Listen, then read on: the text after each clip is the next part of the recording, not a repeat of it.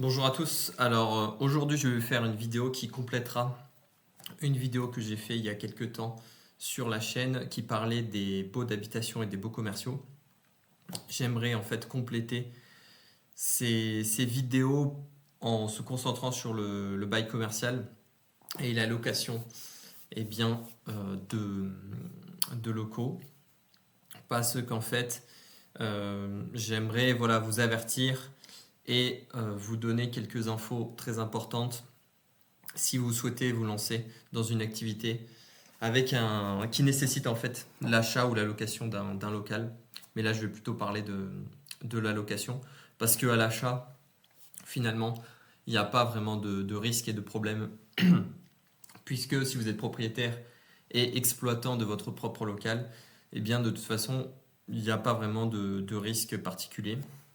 Donc, je vais en fait faire un petit comparatif entre le modèle français et le modèle bulgare, ou plutôt le modèle français qui existe et le modèle bulgare qui n'existe pas, puisqu'en fait il n'y a rien, comme j'ai déjà expliqué dans la première vidéo sur les baux, il n'y a quasiment rien en fait de dit sur le bail commercial. Donc en fait il faut comprendre le sujet par une autre manière, donc par l'expérience professionnelle, sur ce qu'on voit sur le terrain, de comment ça se fait, et donc en fait du droit coutumier, et également de ce qui se pratique en matière de contrat, de bail. Donc voilà, ce que je veux dire, c'est que en fait, l'activité commerciale, c'est un secteur de l'économie qui est hyper important, que ce soit en France ou en Bulgarie, mais vous avez des centaines de milliers d'entreprises en France. Je crois, je sais pas, peut-être 600 000 commerces en France. Et en Bulgarie, vous devez avoir 30 000, 40 000 commerces. Voire plus, je sais pas. Mais en tout cas, je crois que c'est à peu près ça les chiffres. Donc, si vous ouvrez un business, ce sera peut-être que vous aurez besoin de louer bien, un local. Si vous avez besoin de ce service, moi je peux vous aider personnellement, donc n'hésitez pas à m'écrire, il y a toujours mes coordonnées. Elles sont partout, donc vous pouvez facilement les trouver.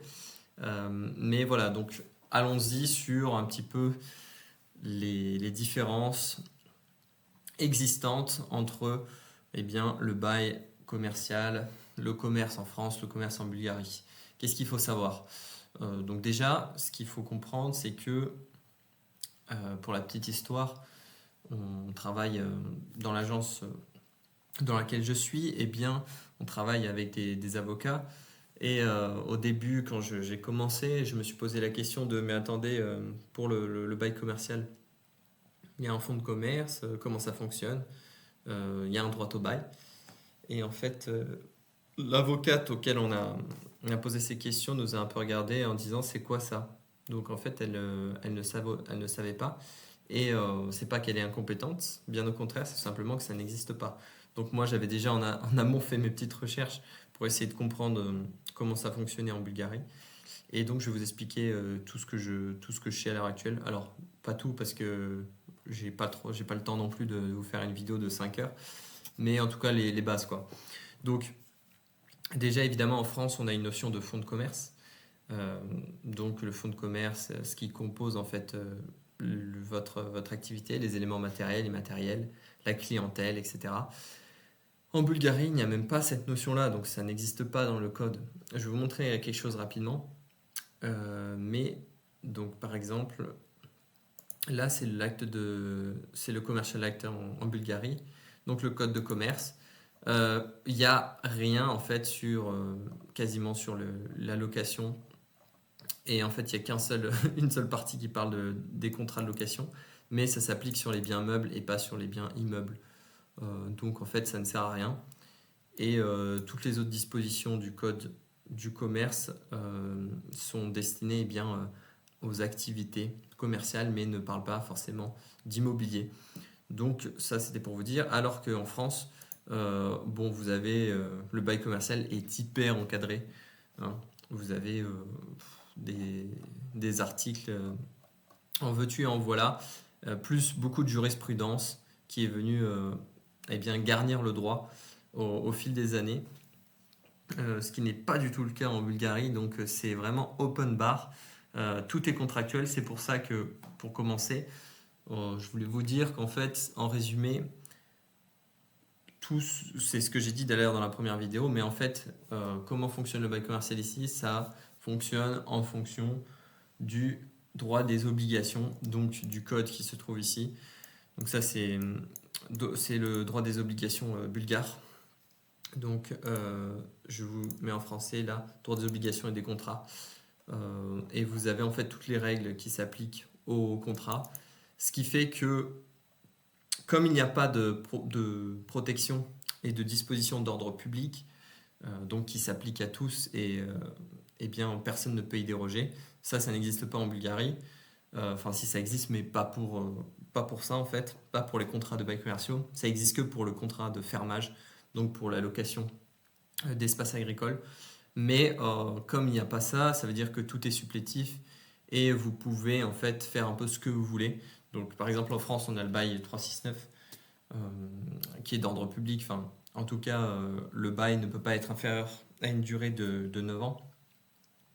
Eh bien en Bulgarie, vous pouvez faire ça si vous voulez, mais la plupart des contrats en fait durent seulement 1 an. Puisque déjà à partir en fait, de la deuxième année dans un bail, il faut que ce soit un bail notarié, donc il faut passer devant le notaire, on ne peut pas faire ça sous seing privé. Donc ça pose des complications et ça fait perdre du temps, donc de toute façon les gens préfèrent faire des contrats courts de 1 an ou en tout cas de 2 ans, ce qui est extrêmement court pour du commercial. Et vous allez voir qu'il n'y a pas les protections qui existent en France. Donc c'est là où je veux attirer votre attention sur, eh bien, il faut être vigilant, attention à ça. Donc les durées, comme je vous ai dit, bon, en France on a le 369 tout classique avec un préavis de 6 mois en général, 6 mois ou plus, hein. Alors que là, vous pouvez avoir, moi j'ai vu les contrats dans des baux commerciaux. Donc ça ressemble vraiment à un contrat de location, en fait, d'habitation. Et vous avez que en fait, quelques dispositions supplémentaires qui prévoient des pénalités. Par exemple, en cas de rupture avec défaut de préavis ou départ anticipé, des choses comme ça, mais c'est beaucoup moins bien, encadré qu'en France. Ensuite, sur le renouvellement du bail, alors ça, c'est le gros point où il faut faire gaffe.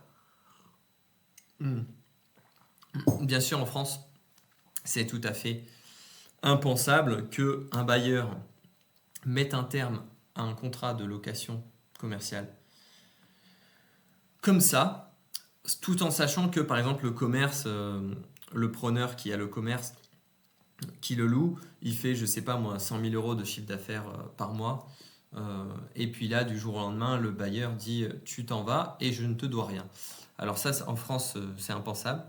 Et pourtant, en Bulgarie, il n'y a pas d'indemnité d'ordre public prévue, ou en tout cas, il n'y a aucune obligation pour le bailleur, si ce n'est pas contractualisé, de vous verser une indemnité d'éviction.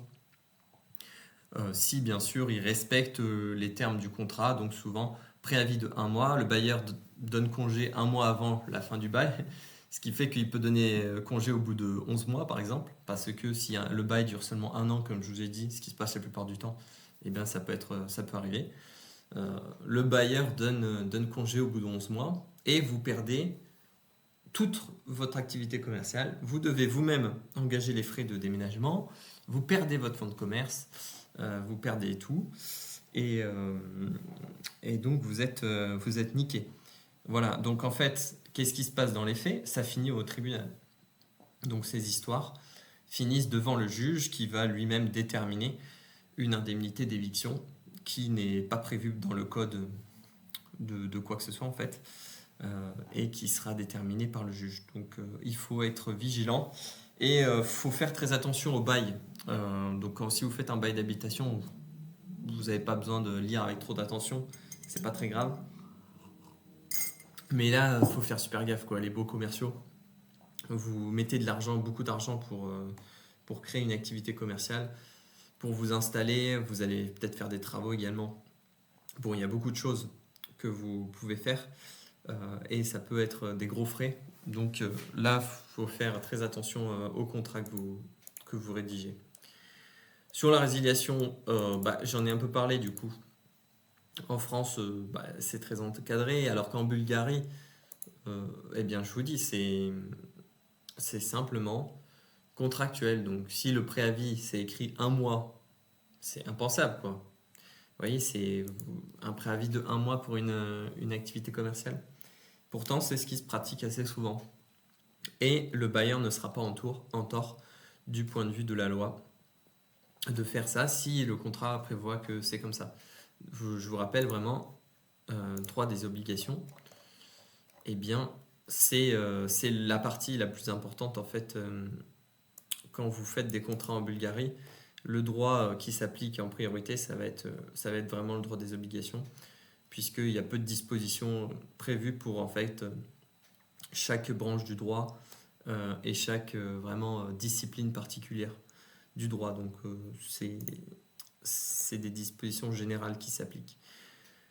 Et pour la cession du bail, j'en reviens directement à la Bulgarie parce que c'est ça qui nous intéresse finalement. En fait, du coup, c'est quoi l'idée? C'est vous avez le droit au bail ou vous ne l'avez pas, ça dépend de ce que vous avez contractualisé.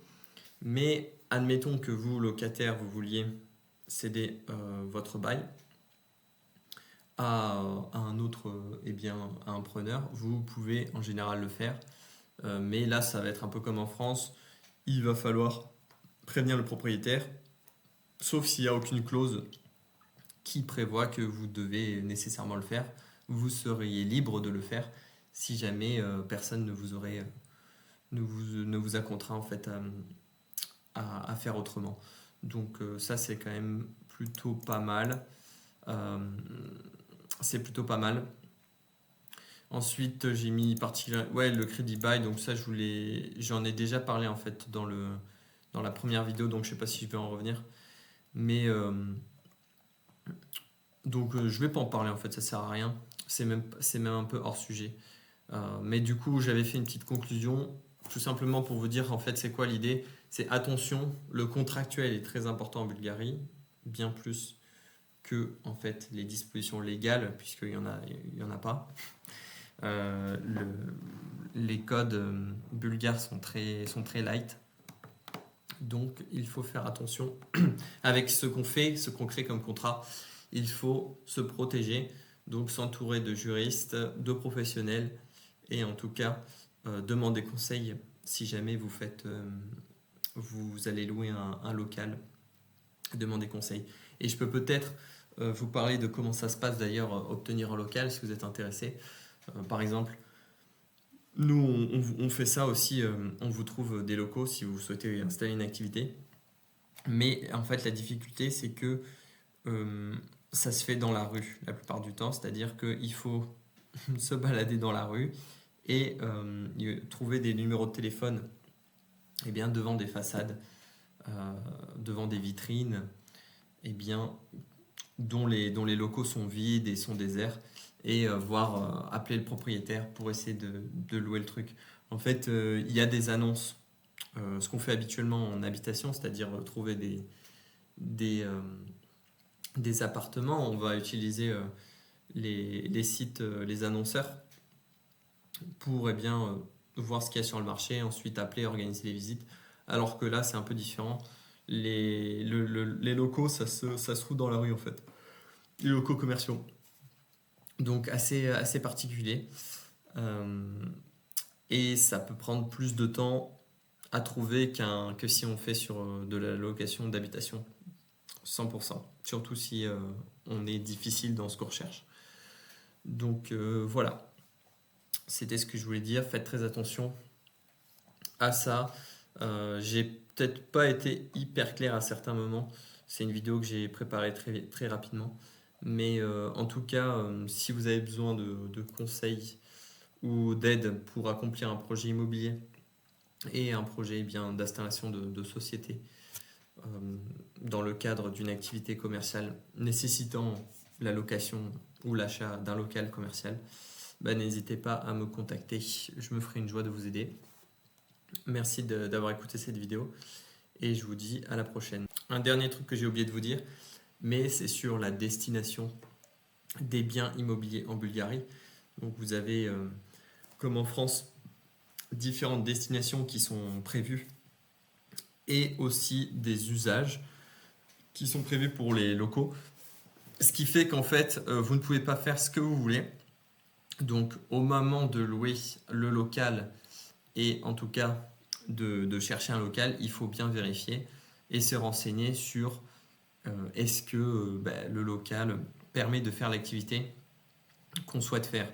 En l'occurrence, il faut vraiment vérifier tout ce qui est alimentaire, si vous faites du commerce alimentaire, si en fait on peut produire et vendre des aliments dans ce local, sachant que voilà, vous avez différents types de destinations. Donc voilà, c'était simplement un petit message pour vous dire de vérifier la destination et l'usage.